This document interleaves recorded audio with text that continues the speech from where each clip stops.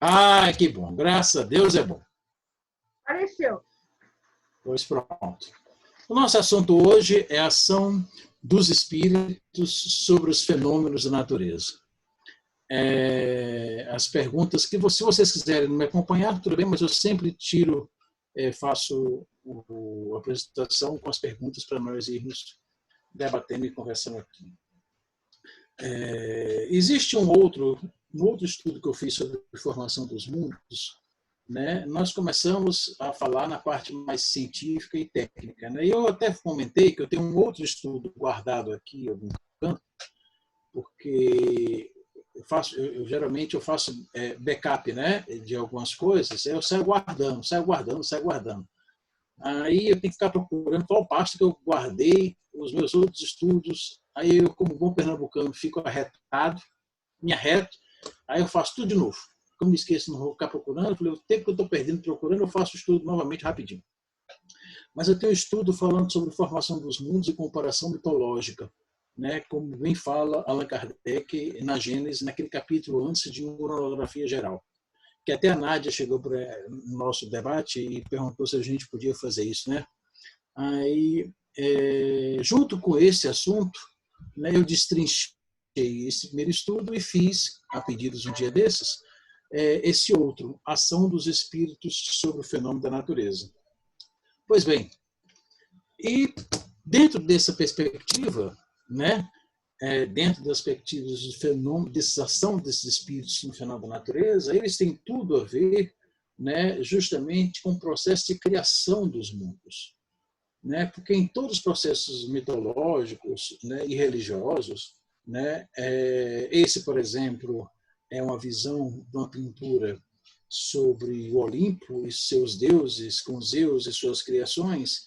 Se você for ver, obviamente, com mais atenção essa grande pintura, você observará, sem dúvida alguma, que há alguns doentes elementais, alguns espíritos ou algumas entidades um pouco do nível inferior, que até então nós denominamos dessa forma, né? Inferior no processo de evolução, não tão moral, mas é um outro processo de evolução que os espíritos vêm esclarecer mais tarde. Eles estão aí dentro dessa concepção de mundo mitológico, até porque tanto na Grécia Antiga, né, todos os fenômenos da natureza, né, eram delegados, digamos assim, a uma hierarquia de espíritos. Né?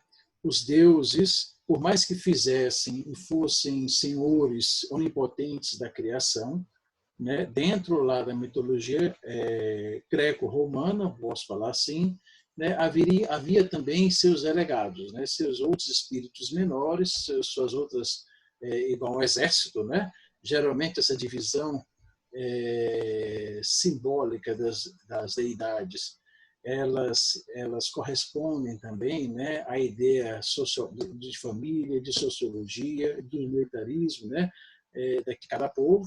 Então, como exército, existem suas escalas de pessoas atuantes, de militares, de pessoas capazes, também refletindo a mesma coisa, né, a mitologia religiosa desses povos, em sua grande maioria, né, também existem toda uma hierarquia de espíritos, né, que iriam fazer seus trabalhos, suas capacidades técnicas. Então, para a mitologia greco-romana, por mais que os deuses existissem, existiam outros seres menores, né, de hierarquia inferior, que atuavam como prestadores, como obreiros, digamos assim, como pedreiros, né, como pequenos construtores e mantenedores dos vastos campos do mundo. Dentro da ideia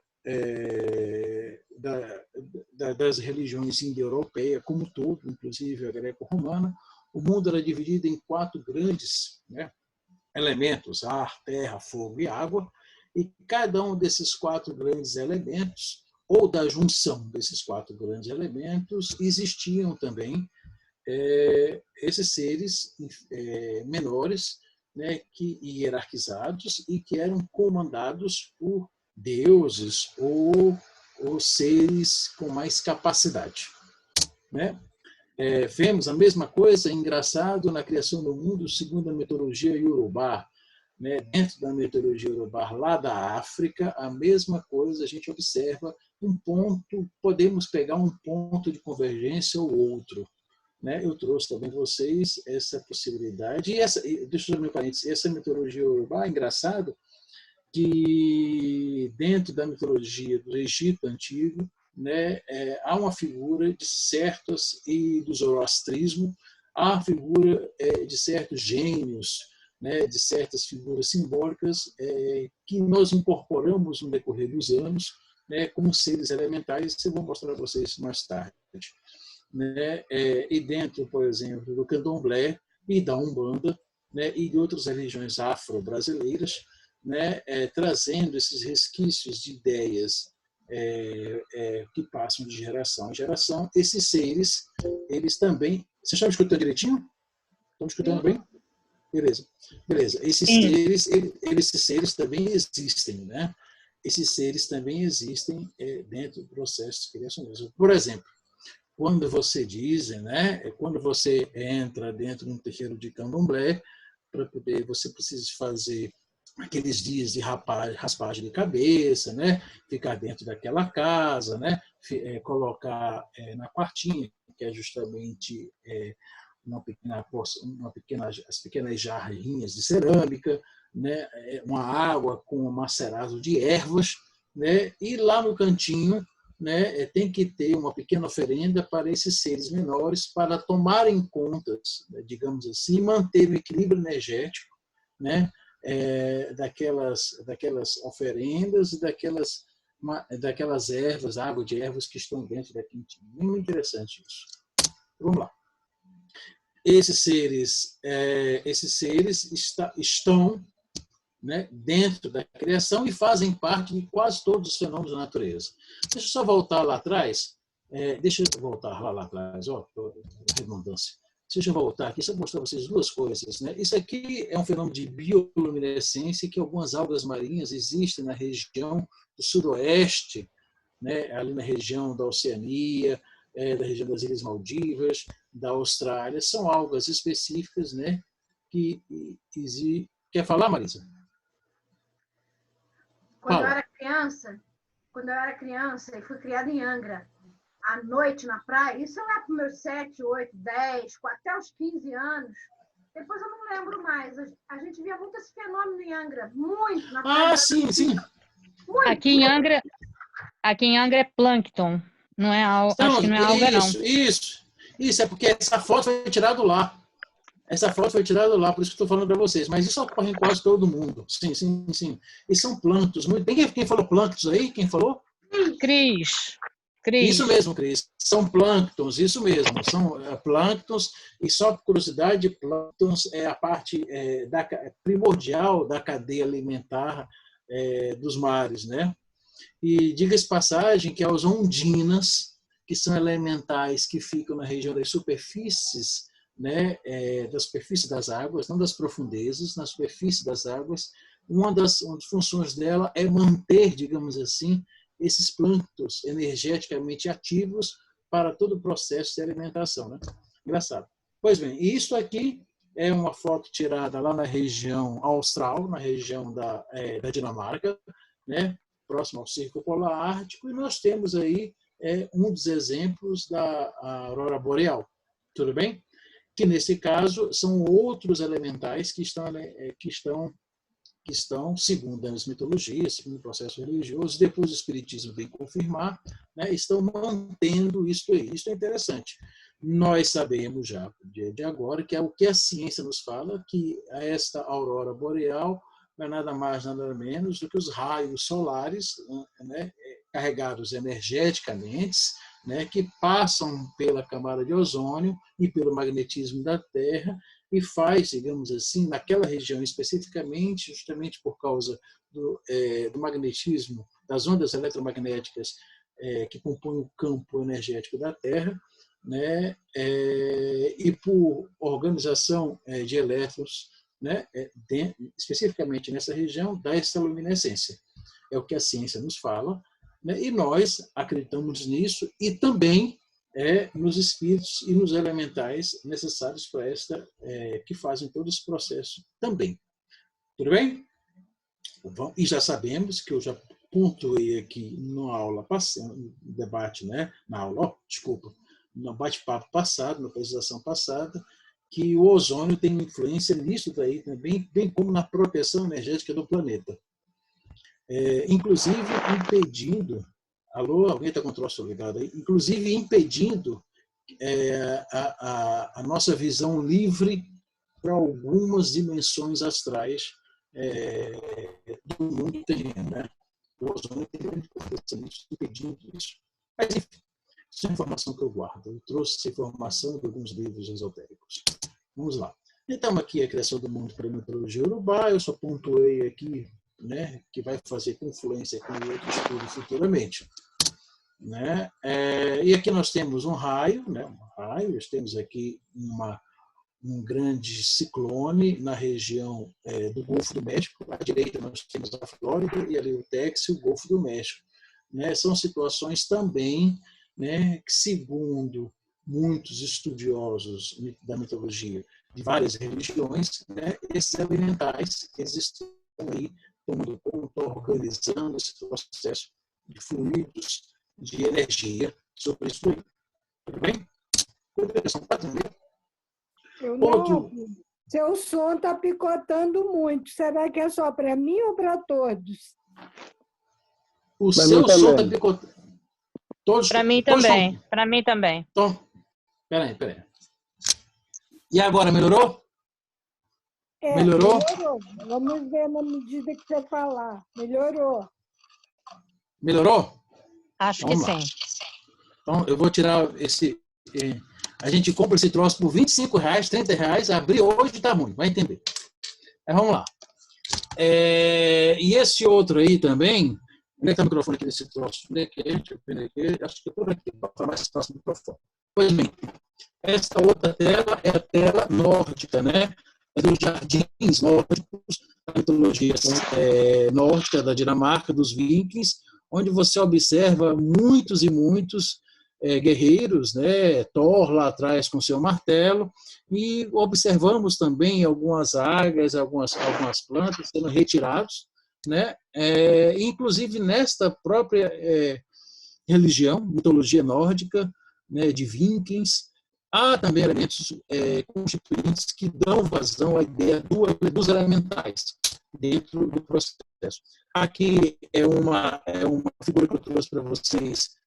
Alguém morou no México? Não morou? Não sei quem morou no México aí, né? Eu trouxe para vocês aí em homenagem, não sei quem morou já no México, quem mora no México, né? O que está agora em Cabo Frio vai parar. Eu trouxe para vocês aí uma ideia do deus azteca, né? Daquela região. E ele pega o ser humano, e dentro da mitologia azteca, né, não há elementais, mas há espíritos, segundo eles, né, espíritos de menor porte, digamos assim, que são comandados por entidades, né, por espíritos de menor porte, geralmente relacionados à manutenção da natureza, dos rios, das cavernas. De uma forma ou de outra, nós podemos entrelaçar essas informações como se fossem todas elementais. Né? Aqui, especificamente, a Guatemala. E por que eu trouxe a Guatemala? Porque é uma passagem muito bonita, que eu vou ler para vocês agora, né, sobre uma palestra do Divaldo, que ocorreu em 1985, lá em Guatemala. Né? Ele estava na região de 85 fazendo uma palestra, foi convidado para ir para o interior, né? E não sei se vocês conhecem essa passagem, né? E nesse interior, onde ele estava sendo esperado por quase 7.000 pessoas de quase todas as cidadezinhas mais humildes do interior da Guatemala, foram para esta palestra do Divaldo Franco. Né? Ele ficou muito nervoso. Ele chegou mais ou menos umas 2, 3 horas da tarde na cidadezinha. A palestra começava às 8. Começou às 3 horas da tarde, que é um temporal, um dilúvio muito grande, né? E o temporal deu 4 horas, continuou o temporal, 5 horas continuou o temporal, e ele mesmo assim foi para o local fazer a palestra, e com muita chuva, com muita chuva mesmo. E nessa palestra ele consegue fazer, nós conseguimos a informação de que todo esse temporal foi providencial, porque ali ele teve uma manifestação, uma passagem muito bonita. Eu trouxe para vocês parte do texto, ou para vocês lerem junto comigo, né, justamente que eu pensei nessa dificuldade da internet, ou para depois, quando isso aqui vir colocar no YouTube, como o Luciano bem pontuou, bem faz, vocês tiram um sprint, dá uma lidinha com mais calma. Mas eu trouxe para vocês justamente isso. Eu vou ler para vocês. Só um minutinho, me acompanhando, beleza? Desculpe te interromper. Fecha o teu vídeo, pode ser que o teu som melhore, ainda continue entrecortado aqui para gente. E com algumas falhas, inclusive. Como é que eu faço para fechar meu vídeo? Fecha a tua câmera lá embaixo, ao lado do microfone. Ela deve estar branquinha, ela fica vermelha. Ah, tá, tô vendo, peraí. Isso. Deixa eu ver aqui. Provavelmente, talvez melhore como é que eu um pouco faço? a qualidade. Eu clico nela. Clica em cima dela. Pode ser que assim melhore um pouco a qualidade do seu áudio. Não, você continua aparecendo. Tem a câmera, tá lá embaixo. Se eu fechar a janela aqui, eu vou fechar o zoom, peraí. Não, você só desce com o cursor, vai subir a tua stop página. vídeo. Isso, perfeito, Pronto. maravilha. Foi. Melhorou agora o áudio? Aparentemente, muito, tá ótimo. Então vamos lá. Escrevendo Schubert, eu trouxe esse livro, essa parte de um livro chamado Semeador de Estrelas, do Selir Caldas Schubert, né? O Semeador de Estrelas. Depois eu coloco lá na referência, mas é o capítulo, deixa eu ver aqui, o capítulo 31, o Deus Huracan. Havia na cidade um problema, porque o senhor bispo, à véspera, Divaldo está comentando, atacara duramente o espiritismo e ameaçou de excomunhão a quem fosse assistir à palestra espírita. Esta seria irradiada, os intelectuais, o bispo e as autoridades iriam ouvi-la em casa, certamente. Mas aquele povo ali era modesto, semi-analfabeto, simples de discernimento. Eu teria que falar para os críticos que ficavam em casa, sem esquecermos dos necessitados ali presentes. Supliquei intimamente, meu Deus, tenha misericórdia de nós. Se eu jamais fui inspirado, meu Jesus, hoje, por caridade, para com eles, inspire-me. Tá melhor o áudio, pessoal? Alto e claro, perfeito. Ótimo. É porque minha cara é feia. Vai ver que é por isso. Tá muito bom. Aí eu afirmo que a partir de hoje irei mudar para melhor. Procederei bem para o Senhor me inspirar sempre, se eu pedir. E comecei a orar. E as lágrimas me corriam pela face. Olhei o público novamente. Havia próximo uma índiazinha com imensa pureza me olhando como se eu fosse um totem. Deram-me a palavra, levantei-me e o microfone com defeito de transmissão, um som descontrolado. Fechei os olhos para me concentrar, porque a zoada externa era terrível por causa da chuva. Comecei a falar e a pedir intimamente, meu Deus, pare a chuva. Falei sobre a mortalidade da alma, que é um tema universal. E, de repente, ouviu-se um estrondo. Caiu um raio em algum lugar, faltou luz, pararam os sons e eu me sentei. Não podia continuar, porque a sala era muito comprida. Embora eu tenha a voz muito forte na época, não conseguia fazer-me ouvir. Eu fiquei sentado, mas ninguém saiu do recinto, nem mesmo a chuva. O silêncio era sepulcral. 20 minutos depois, voltou a luz fluorescente, voltou o rádio. Alguém disse alto, continue. Mas eu me esquecera de onde havia parado.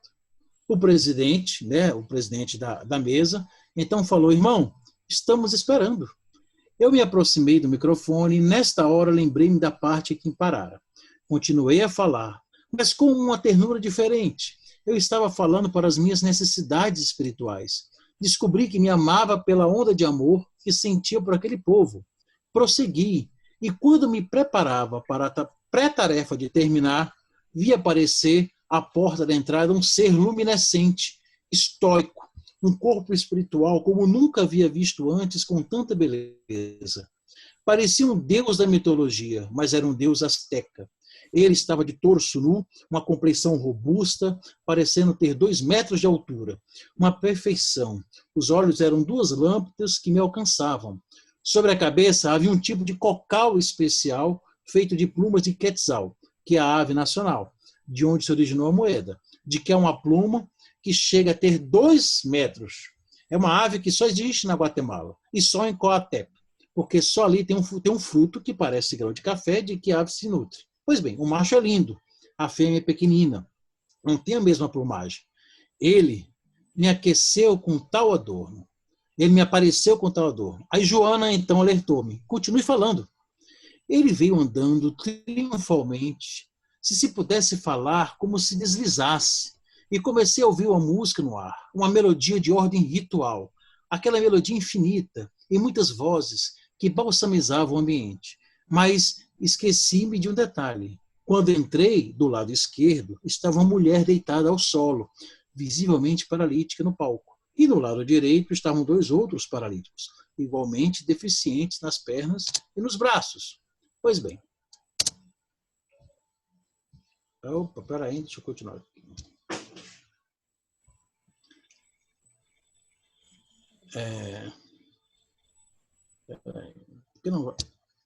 Peraí, tá indo, pessoal. O Espírito veio vindo, chegou-se até mim e naquela grandiosidade disse-me: chama-me Huracán. Eu sou tido como Deus que criou o povo asteca.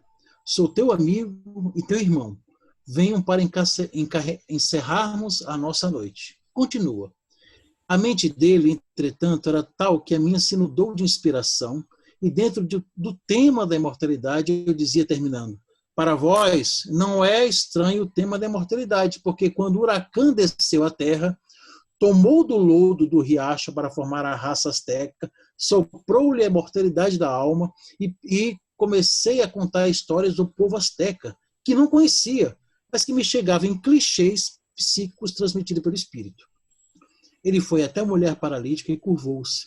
Foi até o outro lado, curvou-se, chegou a mim, envolveu-me por detrás e me senti flutuar.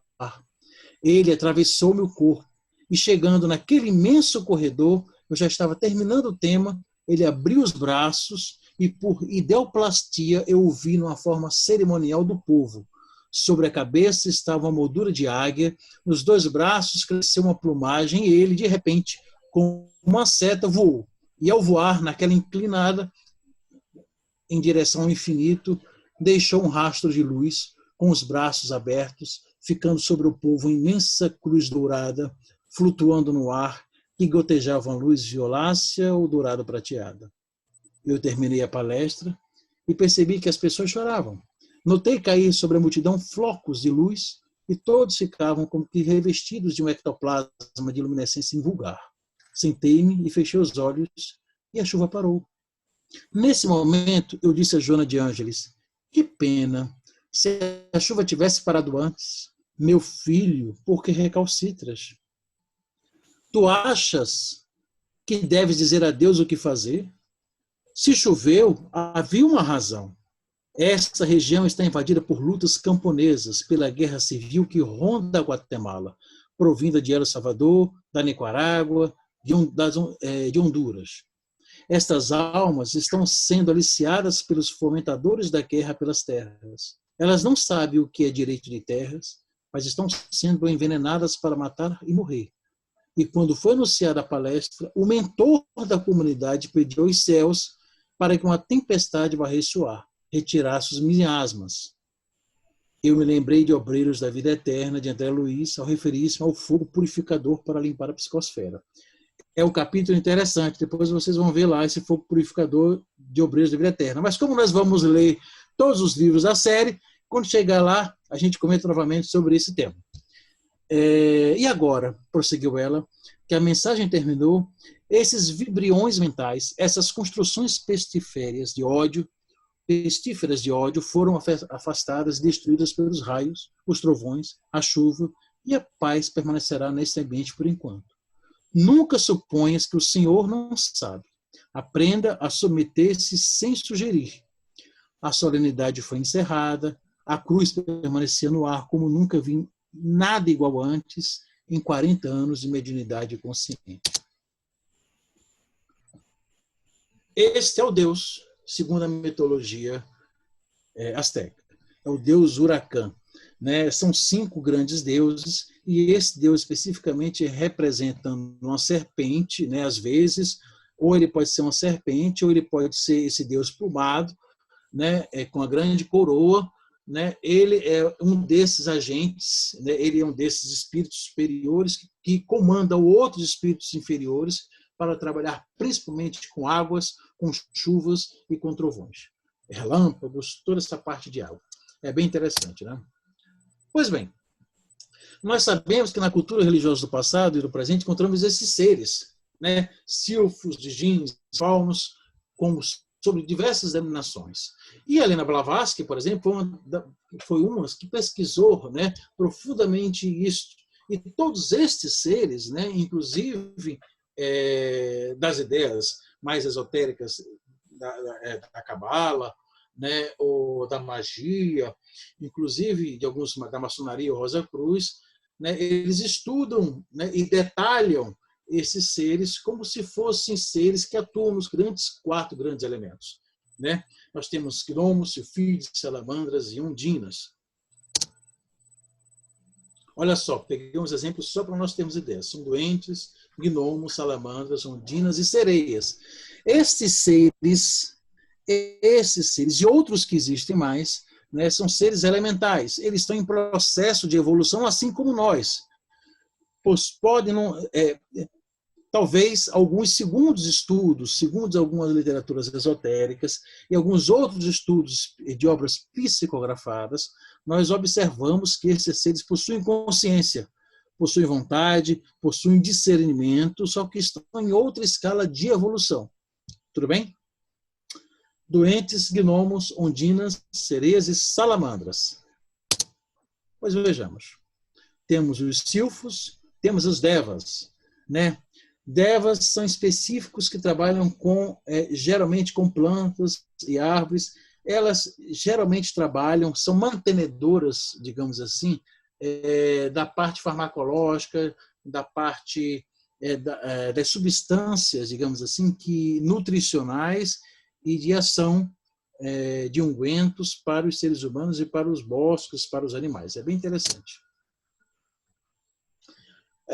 Em Kardec, nós temos na pergunta 536, os grandes fenômenos da natureza, esses que se consideram como perturbações dos elementos, são devidos à causa fortuita ou tem, pelo contrário, um fim providencial?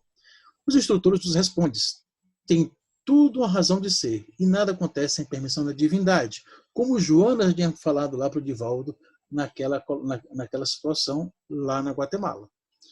A pergunta seguinte, Kardec indaga, e esses fenômenos sempre objetivam o homem? Algumas vezes têm uma razão de ser diretamente relacionada ao homem, mas frequentemente não tem outro objetivo que o restabelecimento do equilíbrio e da harmonia das forças físicas da natureza.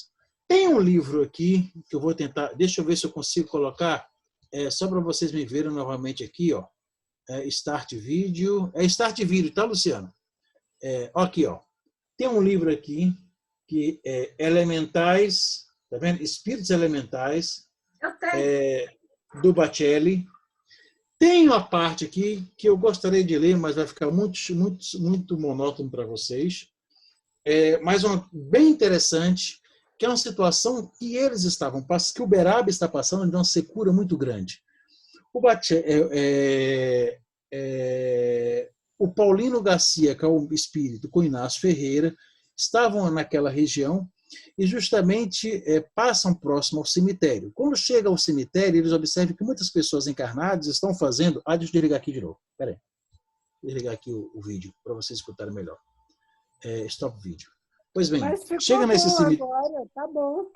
Mas deixa assim, nesse cemitério, eles começam no cruzeiro, dentro do cemitério, eles começam de dia a fazerem orações para que venham chuvas. E o Paulinho Garcia, espírito, e o Inácio Ferreira, com a Antônia Modesto, observando isso, né, começam a indagar para onde é que vai toda aquela força, daquela energia. Tem um mentor que está guiando eles, que levam eles até um rio próximo, no Uberaba, e nesse rio próximo eles encontram um elemental, né, chamado Libélios. Esse Libélios, ele já tinha aparecido no outro romance, no outro livro do Inácio Ferreira, chamado Do Outro Lado do Espelho. Tudo bem? Esse Libélios é um elemental que trabalha com água e com chuvas. Pois bem, segundo livro, ele, junto com outros, mais de 30 ou 5 dezenas de outros espíritos parecidos com eles, né, começam a manipular o fluido cósmico, né, e começam a favorecer a uma evaporação mais rápida e específica das águas e a organização com outros espíritos que trabalham no ar mais etéreo, a aglomeração de chuvas para que nas próximas horas ou dias a chuva realmente viesse, e juntando com as energias que estavam lá nesse cruzeiro que estava sendo imantado por aqueles espíritos encarnados, né? Aqueles seres que estavam fazendo o pedido deles. É bem interessante. Pois vamos lá. Na pergunta 536. Concebemos perfeitamente que a vontade de Deus seja a causa primária. Nisso, como em todas as coisas. Mas como sabemos que os espíritos podem agir sobre a matéria e que eles são os agentes da vontade de Deus, perguntamos se alguns dentre eles não exerciam influência sobre os elementos para agitá-los, acalmar ou dirigir. Mas é evidente, respondem os instrutores. Isso não pode ser de outra maneira, porque Deus não se entrega a uma ação direta sobre a natureza. Isso é importante, hein? Mas tem os seus agentes dedicados em todos os graus da escala dos mundos. Tudo bem? Trouxe mais 3 exemplos para vocês de outros elementais. Temos os gênios, temos os djinns, temos os faunos. Certo? Aonde que eu encontro o gênio? Como é que é? Aonde que eu encontro os gênios? Espera aí, que agora é eu que não escutei nada. Mas tá bom. Espera aí. Aonde que eu encontro os gênios? Ah, bom. Ah, entendi. Agora entendi. Pois é, tanto os gênios quanto os djinns, né, são elementais, mas eles estão mais associados, digamos assim, à cultura dos ciganos, à cultura do Oriente Médio. Você pode invocá-los, né? E você invocando esses espíritos, esses seres que estão em processo de evolução, né? Eles conseguem ser simpáticos, antipáticos. Então, eles estão lá não é para fazer o que você pede, né? Mas para ajudar a fazer certos trabalhos.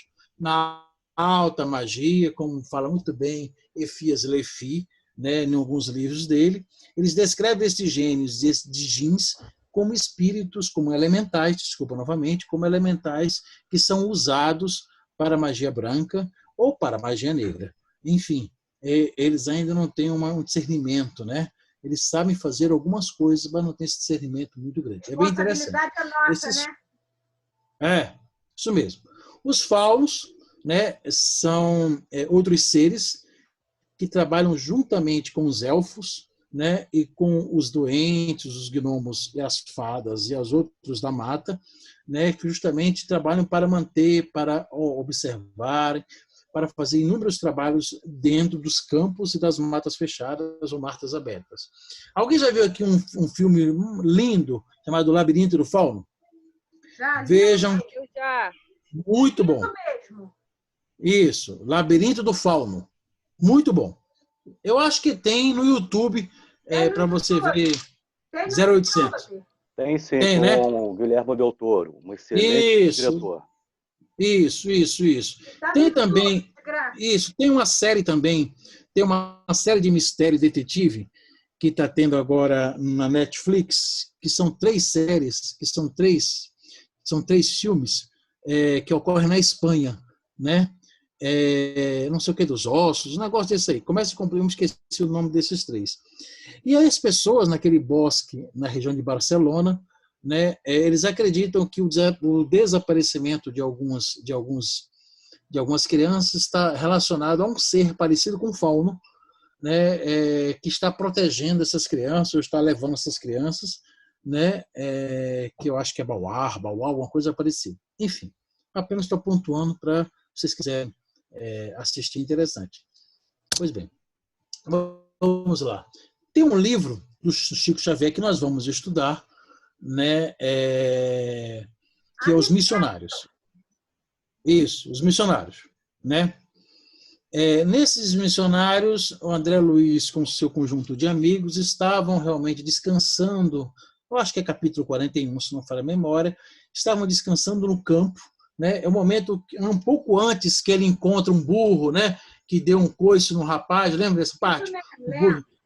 Pois é um capítulo anterior a esse, né, que eles estão, né, no campo descansando e estão discutindo sobre a natureza e tudo mais, né? Aí chega Aniceto, né, e informa para o André Luiz e para o grupo isto aqui, ó.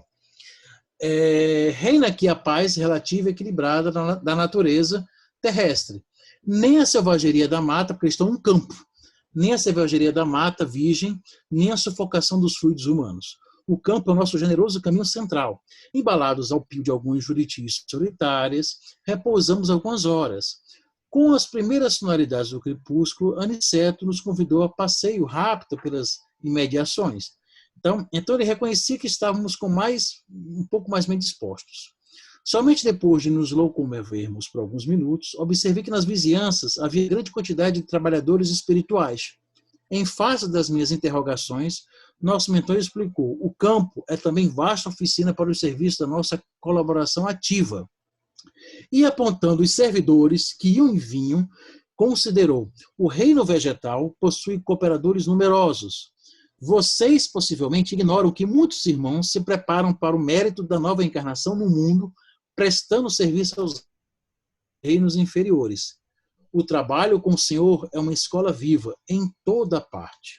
Depois, quando nós estudarmos novamente esse livro, espero depois do nosso lar, a gente se aprofunda um pouco mais nesse tema. É nesse livro aí que ele diz que no campo era o caminho do meio, porque na mata fechada as energias telúricas eram mais potentes. Pois é, eu não queria tocar nesse assunto, mas é bem interessante estar falando, né? Eu achei interessante. E ele fala também da diferença do dia para a noite, né? Que o dia existe por causa do raio solar, né? E isso você também encontra no outro livro que eu li, que eu estou me lembrando aqui, não sei se é Obreiros da Vida Eterna, não me lembro direito, que ele fala justamente isso, que os raios solares, né, ele tem a capacidade, né, de não deixar miasmas negativos, digamos assim, crescerem com mais facilidade. Já a parte lunar, né, à noite, é muito mais fácil ambos, né? Tanto as coisas negativas como os pensamentos bons. E nessas regiões de florestas, principalmente florestas mais densas, como bem pontuou a Marisa, essas energias telúricas, digamos assim, são mais condensadas, né, e favorecem certas coisas. Por isso que algumas reuniões de bruxas, né, do Wicca, de forma negativa, digamos assim, são na mata fechada, e algumas outras reuniões com a magia branca são geralmente em bosques, em campos mais abertos. Isso é bem interessante. Eu coloquei aqui para vocês apenas algumas outras fotozinhas, imagenzinhas, para deixar mais colorido a minha apresentação. Tá? Kardec novamente pergunta, na pergunta 538, os espíritos que presidem os fenômenos da natureza formam uma categoria especial do mundo espírita ou são seres à parte? Ele responde de forma bem interessante, que o serão, então foram encarnados, né, ou que irão encarnar, ou que já foram encarnados.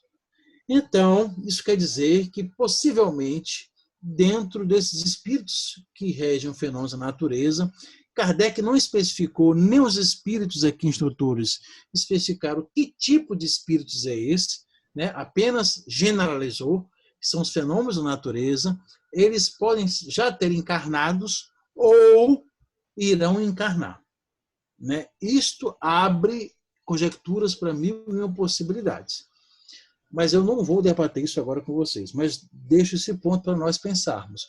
Por exemplo, será que um gnomo, um doente, um elfo, né, que hoje está trabalhando num reino elemental, ele pode ter pelo menos tido uma encarnação como humano e agora está temporariamente trabalhando neste tipo de região? Deixo a pergunta para nós pensarmos. É muito possível, né? Provavelmente em povos aborígenes, esses mais primitivos mesmo. Tipo, pois é, eu fico... aqueles pequenininhos, pigmeus da Austrália. Pigmeus, isso mesmo. Talvez... Por que eu estou perguntando isso? Porque se nós formos...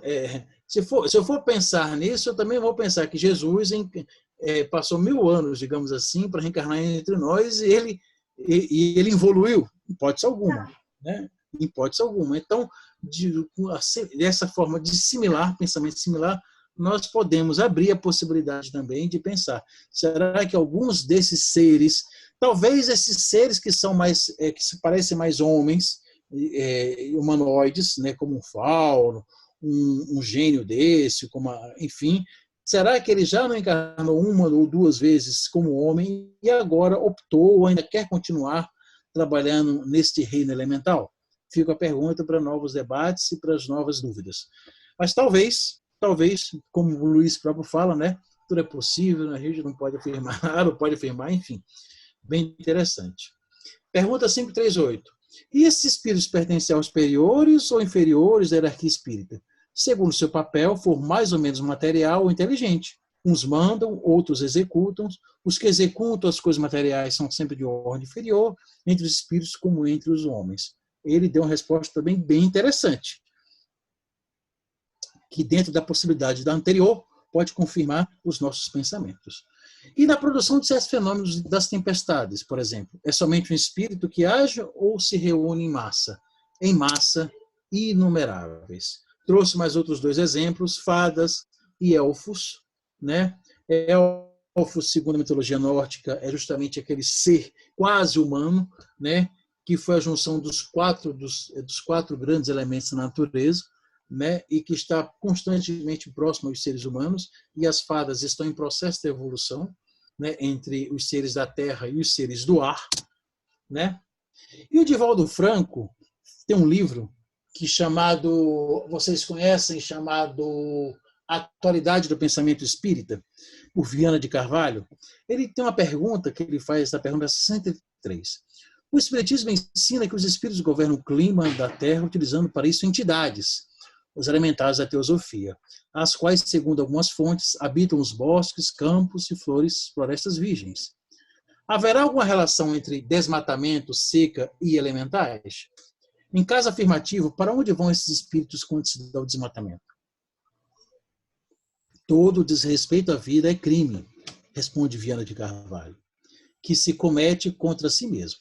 Aquele que é direcionado à natureza constitui um gravame terrível, que se transforma em motivo de sofrimento, enfermidade e angústia, para quantos se levantam para destruir, particularmente dominados pela perversidade, pelo egoísmo, pelo vandalismo, pelos interesses pecuniários. Naturalmente, essas entidades que são orientadas pelos espíritos superiores, como ainda não dispõem de discernimento, porque não adquirem a faculdade de pensar, são encaminhadas a outras experiências evolutivas, de forma que não se lhes interrompa o processo de desenvolvimento.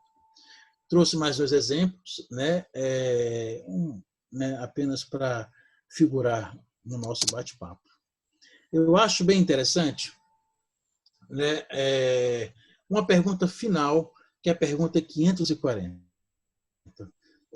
sobre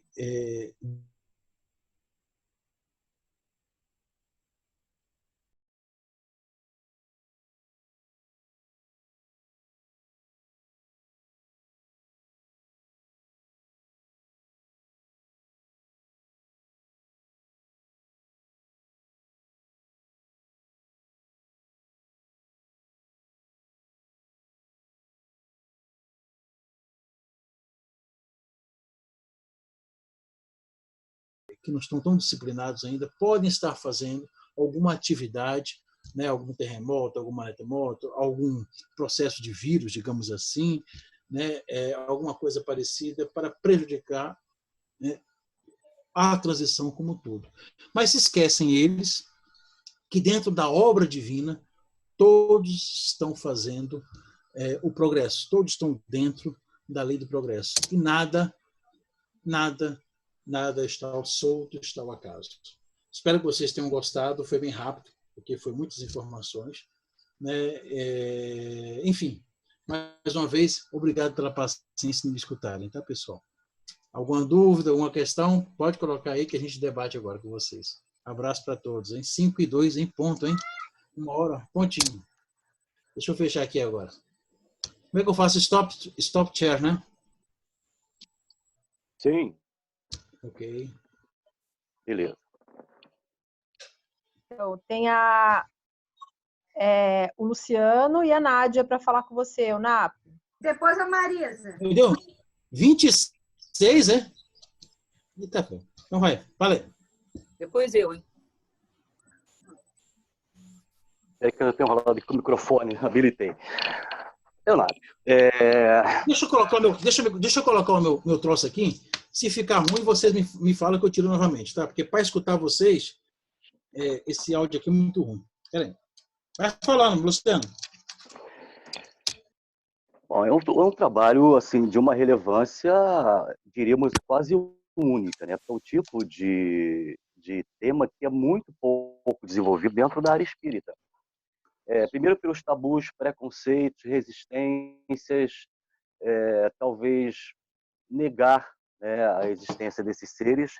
E você trouxe assim, de uma forma muito elegante, muito empática, né, muito cuidadosa o tema, trabalhou o tema com muita sutilidade e respeito, né, a todos. E acredito eu que talvez tenha lançado uma sementinha e algumas sementinhas na mente, né, de todos nós. Particularmente, eu tenho assim um carinho muito grande, né, por esses seres.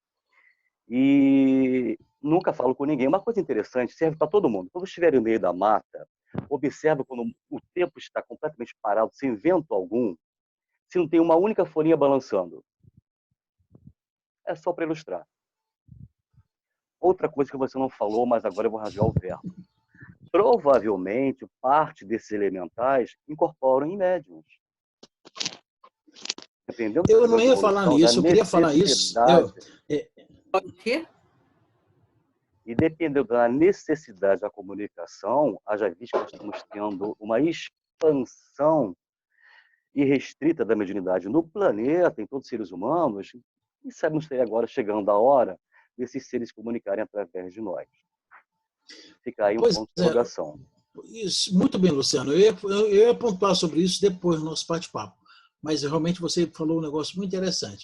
E outra coisa também, que esses seres elementais, igual nós humanos, não existem não existem nem só nessas dimensões, nem muito menos no nosso planeta. Isso é uma realidade no mundo inteiro, tá? No universo inteiro, né?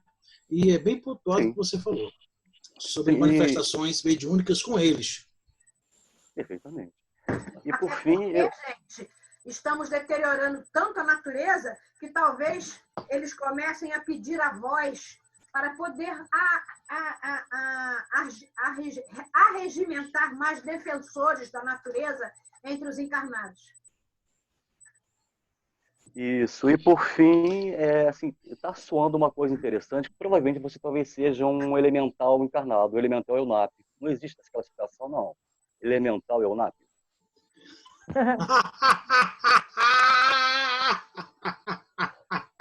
Parece. Tu é implicante, hein? Eu sou bem-humorado. Por isso que eu tô de verde hoje. Ó, eu tô de verde, senhor. Eu não vou fazer pergunta, nada não, mas eu só vou confessar para vocês que eu e o Renato somos chamados de gnomos. É a gnoma e o gnomo. Mas eu acho que você tá mais para fadinha. Então ele é o gnomo e eu a fadinha. Deixa eu falar um negócio para vocês, que agora eu mostro para vocês. Esse outro livro também é muito bom, tá vendo? Do outro lado do espelho, né, do Bacelli. Tem um outro livro que eu trouxe, que eu só vou falar, que na realidade eu tenho ele em PDF, né, que é Aruanda, do Robson Pinheiro, que ele fala muito, tem entrevista com o Preto Velho, que ele fala muito sobre elemental, né, sobre todos eles. É por isso que eu falo para vocês, e eu sou chato em algumas coisas, desculpa. Espírito, tá lindo. Você fez essa roupinha para que gnomo, Marisa? Olha só, tem 6 meses que eu estou bordando essa blusa. Meu Deus, quando for para a pessoa, ela já está crescida, né? Olha só, 6 meses que eu estou bordando. 6, só a pandemia para me ajudar a acabar de fazer meus bordados.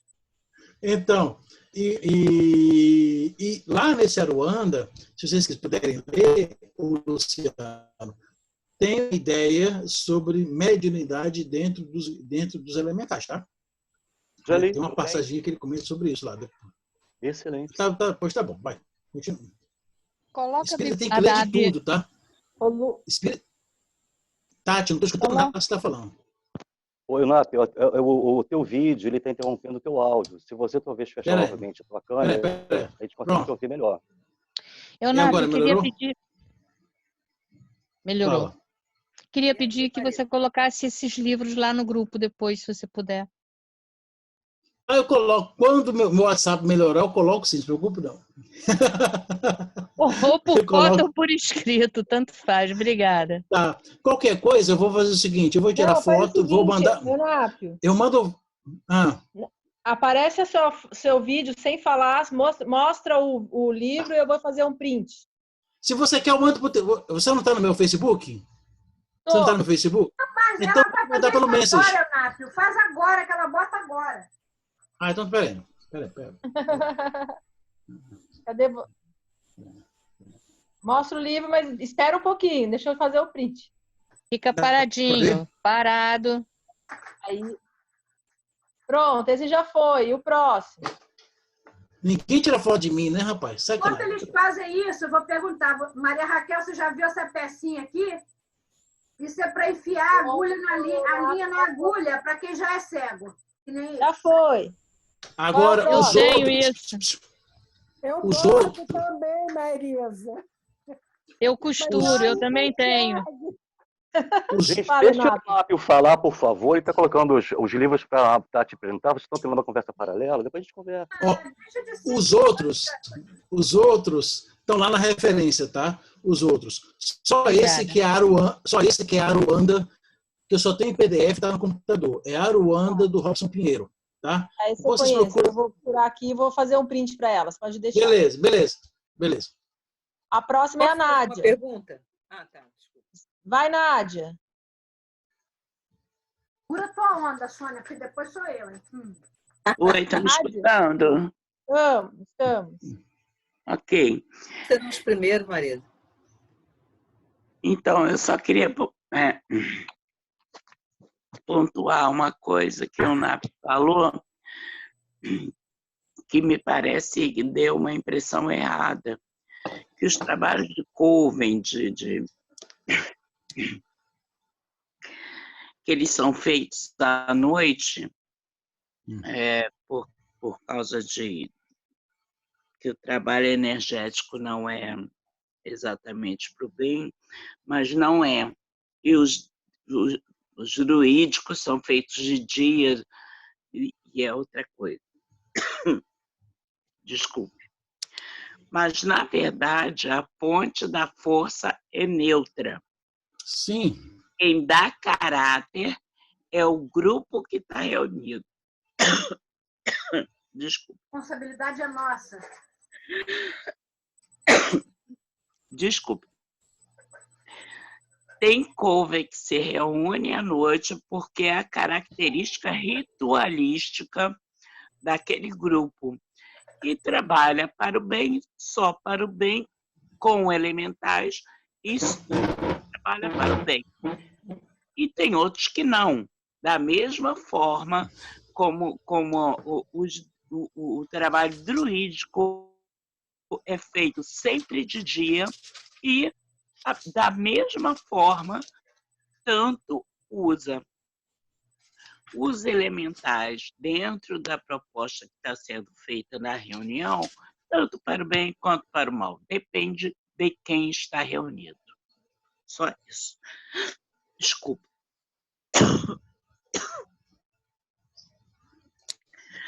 Ok, Marisa? Nápio, foi muito boa a sua exposição. Foi excelente. Deixa eu só falar um negócio. Você está parabéns. Eu queria só pontuar uma coisa, gente. Quem foi que inspirou a mãe de uma criatura a botar o nome dela de Aniceto? Fala para mim.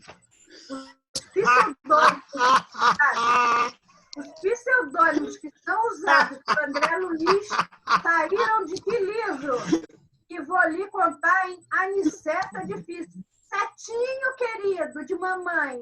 Anicetinho, fica difícil chamar o filhinho de Aniceto, não acha, gente? Acho que é proposital mesmo, é para não existir. É proposital, é proposital. É proposital, só para Marisa falar de ficar chincalhando. Desculpa aí, hein? É só isso, Eunápio, parabéns. Desculpa, Eunápio, eu nem te dei parabéns, foi excelente. Não fala não que eu conheço alguém chamado Aniceto. Ah, coitado.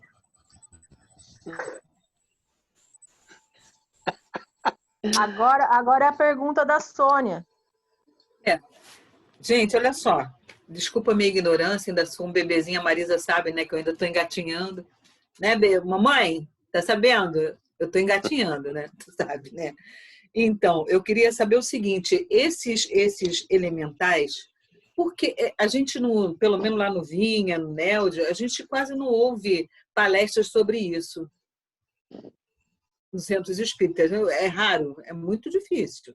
Pela primeira vez que eu estou ouvindo alguém falar assim, sabe, eu escuto, comentam assim, mas não uma palestra mesmo. E, no entanto, Kardec trata deles na Revista Espírita, no Livro dos Espíritos e no Livro dos Médios.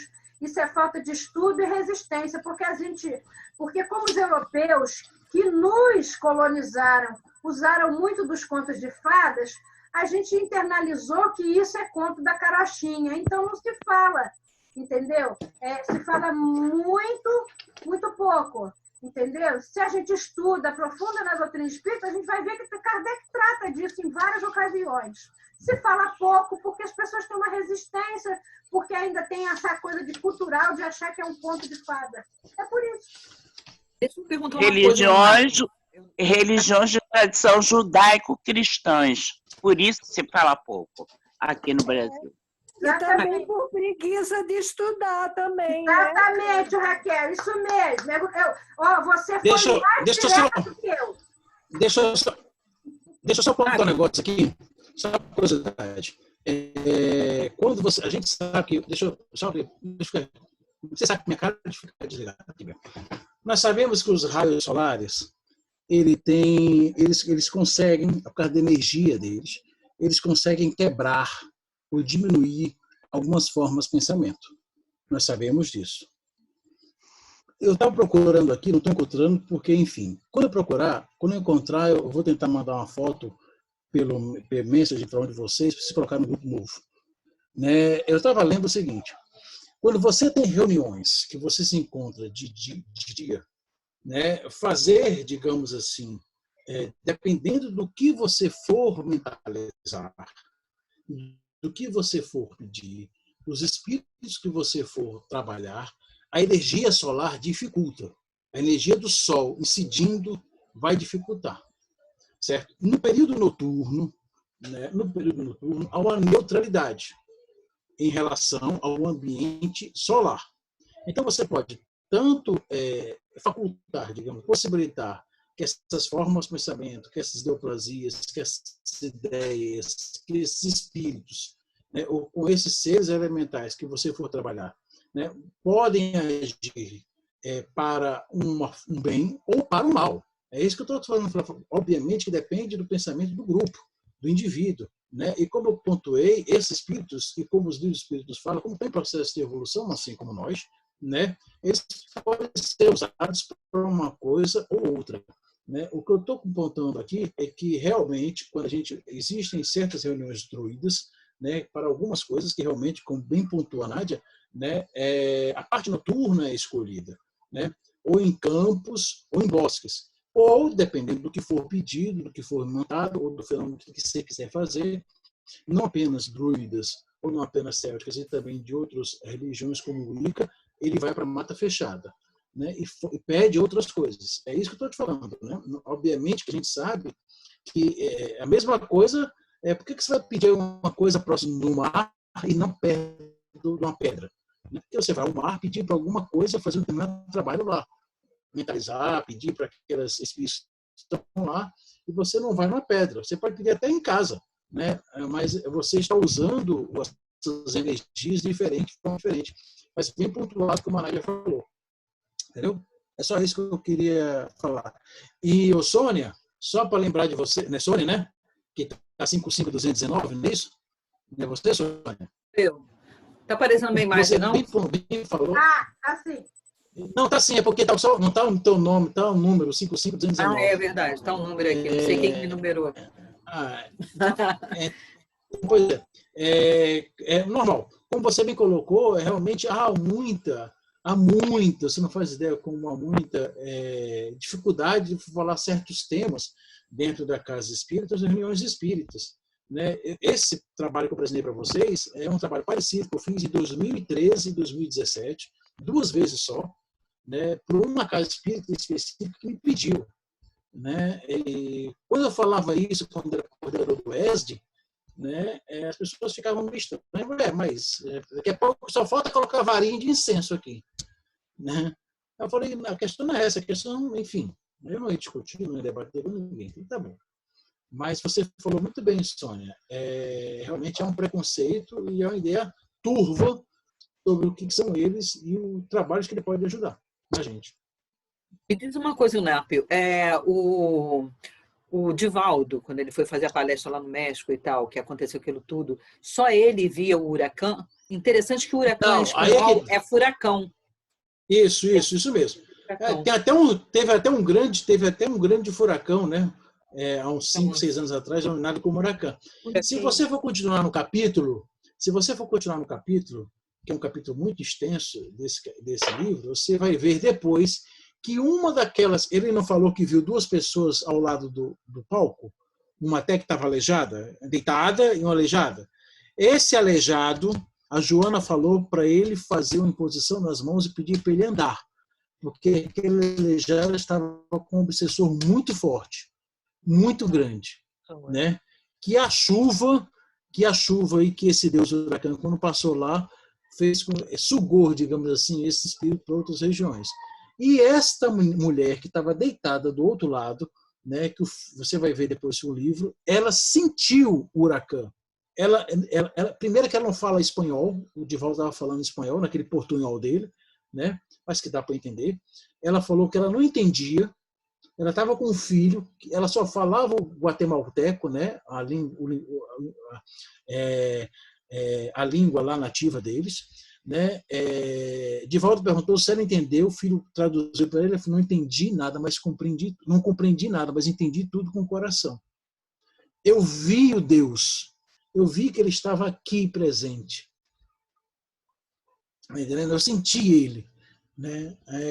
E aí no finzinho, Divaldo fala da fé, né? Que é essa fé que move montanhas, né? Essa fé que a gente precisa ter, né?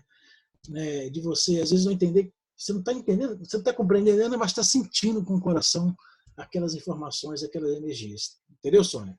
Se você tiver o livro, é um ótimo livro.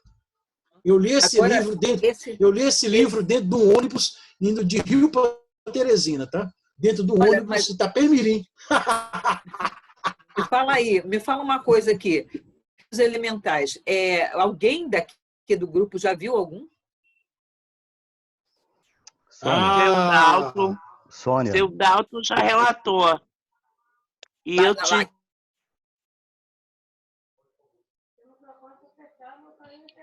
Caiu a internet.